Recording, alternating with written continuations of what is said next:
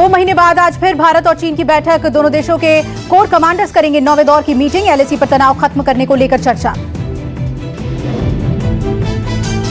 लद्दाख से सटे चीन के मोल्डो में दोनों देशों के बीच 9वें दौर की बातचीत जारी। बैठक का मकसद सीमा पर पिछले साल मई से जारी तनाव को कम करना है।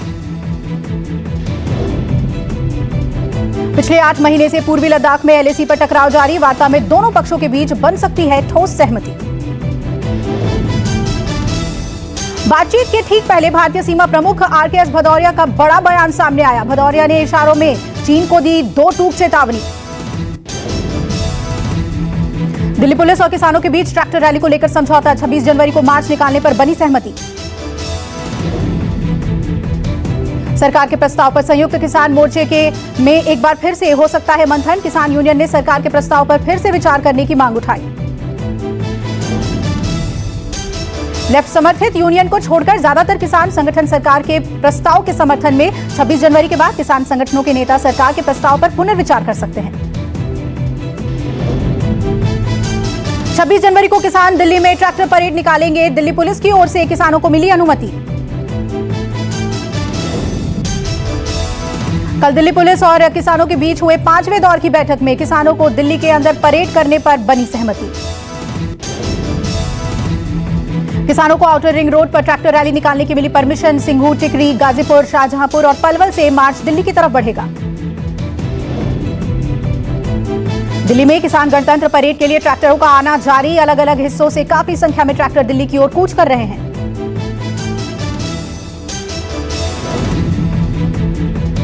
दिल्ली पुलिस ने कहा अभी किसानों की ओर से रूट को लेकर कुछ लिखित में नहीं मिला। किसानों ने कहा जल्द ही पुलिस को रूट को लेकर स्थिति साफ हो जाएगी।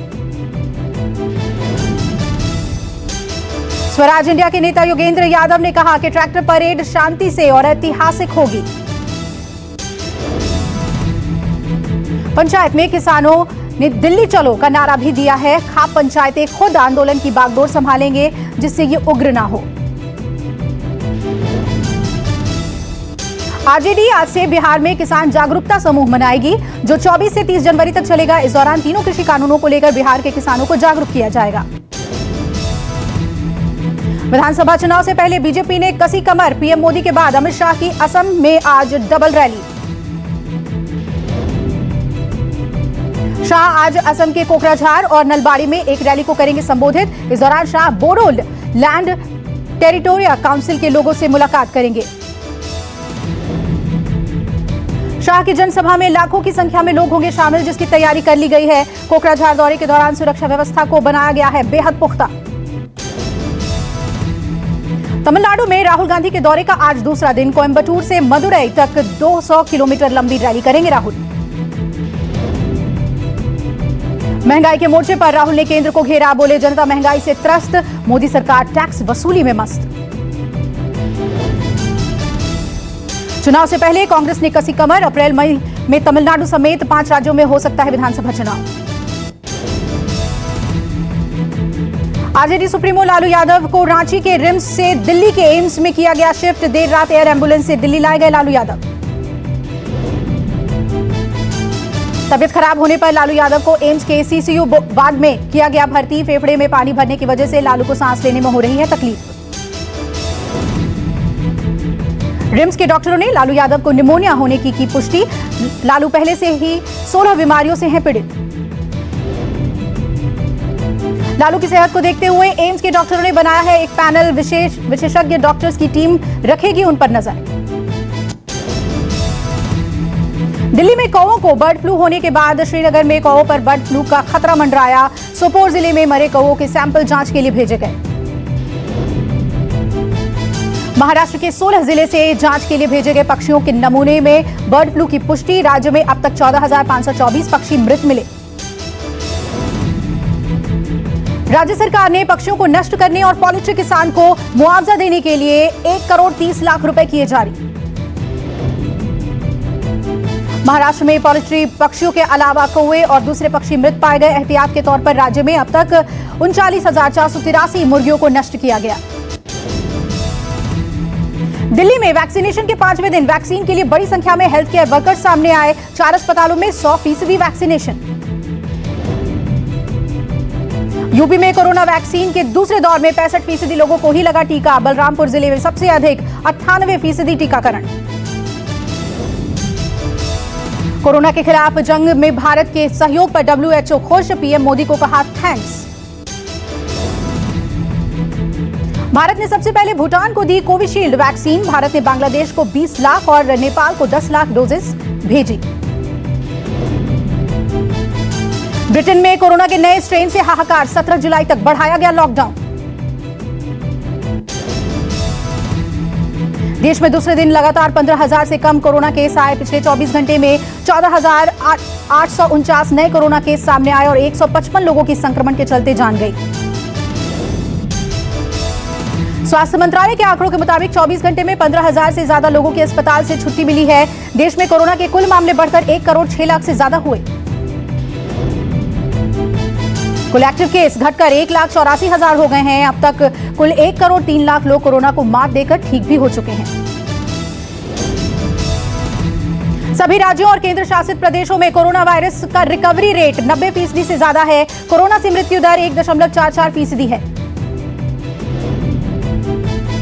दिल्ली में कोरोना पर कंट्रोल जारी। 24 घंटे में 197 नए केस, 10 लोगों की मौत, 6,33,000 के पार मरीजों की संख्या। महाराष्ट्र में कोरोना के पिछले 24 घंटे में 2,697 नए मामले, 56 की मौत, 20 लाख के पार हुए मरीज। पहाड़ों पर बर्फबारी जारी। दिल्ली में आने वाले दिनों में फिर हाड़ कंपाएगी ठंड, 4 डिग्री तक गिर सकता है पारा। दिल्ली यूपी में कोहरे और शीतलहर का प्रकोप, हाड़ कंपाने वाली ठंड ने दी दस्तक। कोहरा छाए रहने की वजह से विजिबिलिटी 100 मीटर दर्ज। दिल्ली एनसीआर में आज सुबह छाया घना कोहरा। घने कोहरे की वजह से यातायात हुआ बाधित। मौसम विभाग के मुताबिक पारा पहुंचा 10.2 डिग्री सेल्सियस। वेस्टर्न डिस्टर्बेंस के कारण बदल रहा है मौसम। बर्फीले हवाओं की चपेट में आई राजधानी दिल्ली। पंजाब समेत देश के 15 राज्यों में छाया रहा घना कोहरा। 24 से 27 जनवरी तक उत्तर भारत के कई राज्यों में शीतलहर चलने की आशंका। मौसम विभाग के मुताबिक जनवरी के अंत तक कड़ाके की ठंड रहने का अनुमान। यूपी में अगले 24 घंटों के दौरान कोल्ड डे की संभावना। मौसम विभाग के मुताबिक अलग अलग इलाकों में शीतलहर से हाड़ कंपा देने वाली पड़ेगी ठंड। कश्मीर घाटी में भारी बर्फबारी से सड़क और हवाई संपर्क टूटा। आज सभी उड़ानें की गई रद्द। भारी बर्फबारी की वजह से जम्मू श्रीनगर नेशनल हाईवे किया गया बंद। घाटी में बारिश और बर्फबारी से बढ़ी ठंड। कई इलाकों में मौसम विभाग ने हिमस्खलन की जारी की चेतावनी। रामबन में जवाहर सुरंग के पास मोटी बर्फ जमी। पहाड़ी इलाकों में बारिश और बर्फबारी से बढ़ी ठंड। जम्मू कश्मीर, लद्दाख, मुजफ्फराबाद और हिमाचल प्रदेश में बारिश और बर्फबारी ने बढ़ाई मुश्किलें। दक्षिण शेटलैंड द्वीप में भूकंप से हिली धरती। रिक्टर स्केल पर भूकंप की तीव्रता 7.8 आंकी गई। यूपी के स्थापना दिवस पर बधाइयों की बौछार। राजनाथ और सीएम योगी समेत कई नेताओं ने किया ट्वीट। स्थापना दिवस के मौके पर कई राजनीतिक हस्तियों ने यूपी के लोगों और सूबे के मुख्यमंत्री योगी आदित्यनाथ को दी बधाई। खुद सीएम योगी ने प्रदेशवासियों को स्थापना दिवस की दी बधाई। यूपी के स्थापना दिवस का यह चौथा संस्करण होगा। इस बार दिवस की थीम आत्मनिर्भर उत्तर प्रदेश है। कार्यक्रम 24 जनवरी से 26 जनवरी तक चलेगा। विपक्षी नेता एलेक्सेई नावलनी की गिरफ्तारी के बाद रूस में बवाल। सैकड़ों प्रदर्शनकारी सड़कों पर उतरे। -50 डिग्री टेम्परेचर के बीच सैकड़ों प्रदर्शनकारी सड़कों पर डटे। मॉस्को में नावलनी की गिरफ्तारी के बाद से ही विरोध प्रदर्शनों का दौर जारी है। रूस के राष्ट्रपति व्लादिमीर पुतिन के धुर विरोधी हैं एलेक्सी नावलनी। मॉस्को एयरपोर्ट पर गिरफ्तारी के बाद से ही विरोध प्रदर्शन जारी। गणतंत्र दिवस से पहले दिल्ली पुलिस ने अवैध हथियारों के गिरोह का पर्दाफाश किया। पुलिस की स्पेशल सेल ने 2 सप्लायर और एक रिसीवर को गिरफ्तार किया, जिसका नाम इलियास शहनवाज रोहित बताया जा रहा है।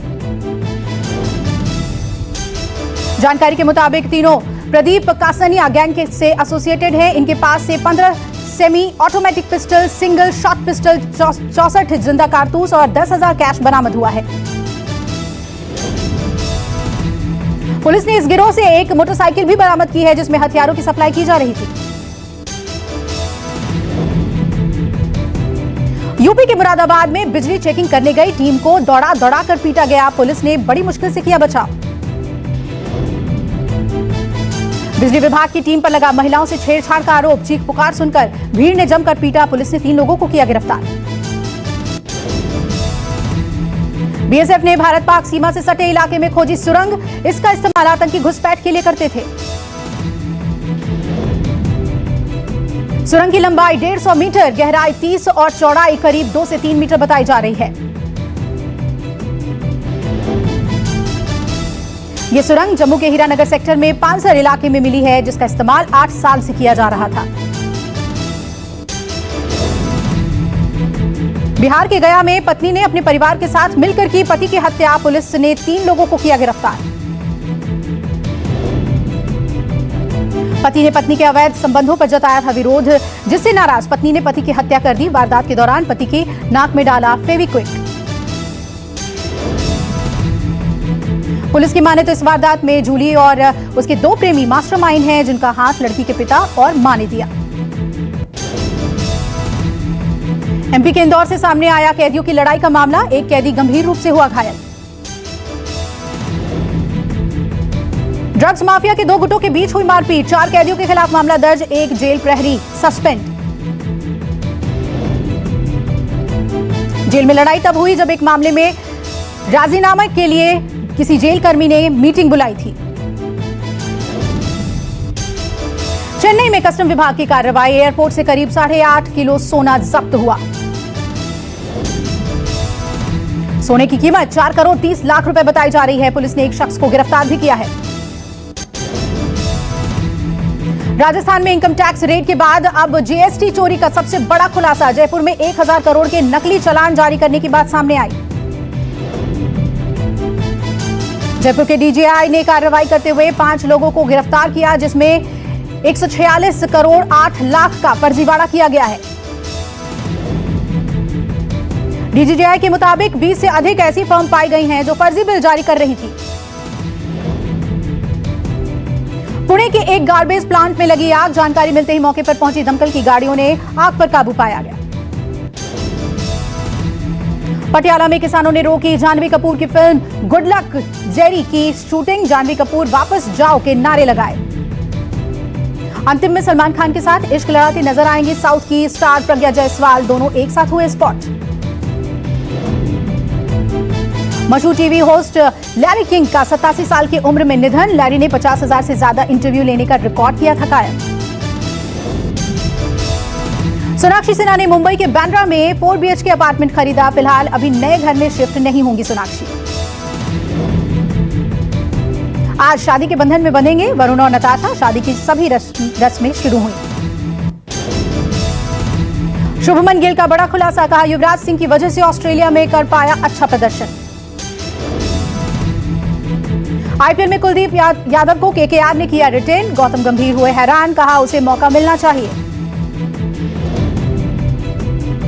संजू सैमसन को कप्तान बनाए जाने पर भड़के गौतम गंभीर। कहा राजस्थान रॉयल्स का फैसला गलत साबित होगा। डिविलियर्स ने रचा इतिहास। आईपीएल में 100 करोड़ से ज्यादा की कमाई करने वाले पहले विदेशी खिलाड़ी बने। इंग्लैंड के खिलाफ सीरीज से पहले अजिंक्य रहाणे ने बढ़ाया भारतीय टीम का जोश। टेरर फंडिंग केस में पाकिस्तान कोर्ट ने हाफिज सईद के 3 साथियों को सुनाई 6 महीने जेल की सजा। यूएस सीनेट में 8 फरवरी से शुरू होगी डोनाल्ड ट्रंप के खिलाफ महाभियोग की सुनवाई। ब्राजील के बाद अब WHO भी हुआ भारत का मुरीद। कई देशों को कोरोना वैक्सीन भेजने के लिए पीएम मोदी का किया शुक्रिया। ईरान के supreme leader Ayatollah Ali Khamenei का ट्विटर अकाउंट सस्पेंड। ट्रंप को दी थी धमकी। एलन मस्क ने दिया अनोखा ऑफर। कार्बन कैप्चर टेक्नोलॉजी तैयार करने वाले को देंगे 730 करोड़ रुपए का इनाम। पेपरलेस होगा बजट। वित्त मंत्री निर्मला सीतारमण ने लॉन्च किया union budget mobile app. Modi सरकार का बड़ा फैसला। टिकटॉक समेत अन्य चाइनीज ऐप्स पर जारी रहेगा ban. World economic forum online Davos summit आज से शुरू, 28 जनवरी को पीएम मोदी लेंगे हिस्सा। नमस्कार, मैं हूं मानक गुप्ता।